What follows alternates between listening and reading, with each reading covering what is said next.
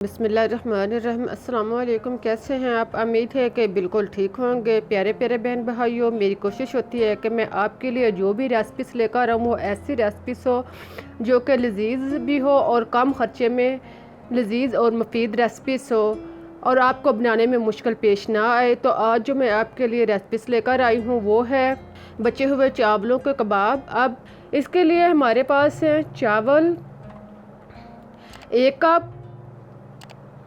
चावलों को आप अच्छी तरह मैश कर लें और फिर इसमें आलू 2 दरमियाने साइज़ के इनको उबाल कर और फिर इनको मैश करके इसके अंदर शामिल करें। आलूओं को डालने के बाद अब इसमें प्याज 1 अदद दरमियाने साइज़ का इसको ब्रीड काट कर शामिल करें और साथ में टमाटर 1 अदद छोटे साइज़ का इसको काट कर शामिल करें और फिर इसमें हरी मिर्च 2 अदद इसको ब्रीक काट लें और फिर इसमें शामिल करें। अब हम इसमें हरा धनिया जो है वो 2 खाने के चम्मच शामिल करते हैं और साथ में कसूरी मेथी 1 चम्मच इसको हाथ पर रख कर मिसल कर शामिल करें और फिर 1 चम्मच सुरख मिर्च दानेदार शामिल करने के बाद अब इसमें हल्दी पीसी हुई आधा चम्मच, नमक 1 चम्मच या टेस्ट के मुताबिक आप इस्तेमाल कर सकते हैं।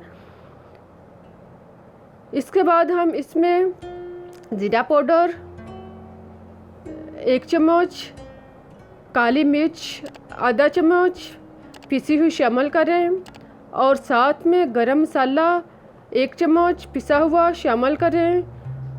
खुश्क धनिया पिसा हुआ 1 चम्मच डालें और साथ में चाट मसाला जो है 1 चम्मच डालने के बाद अब इसमें आधा कप बेसन शामिल करें।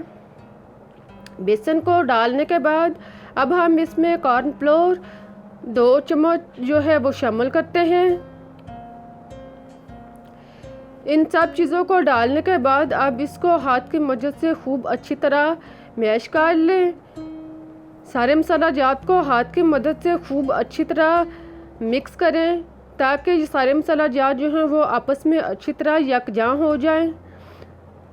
जब अमेज़ा जो है वो तैयार हो जाए तो मुट्ठी में हाथ में 1 मुट्ठी जितना अमेज़ा लें और उसे दबाकर गोल कर लें और फिर हाथ के हथेली पर रख कर घुमाकर इसे गोल कबाब की शक्ल में बना लें।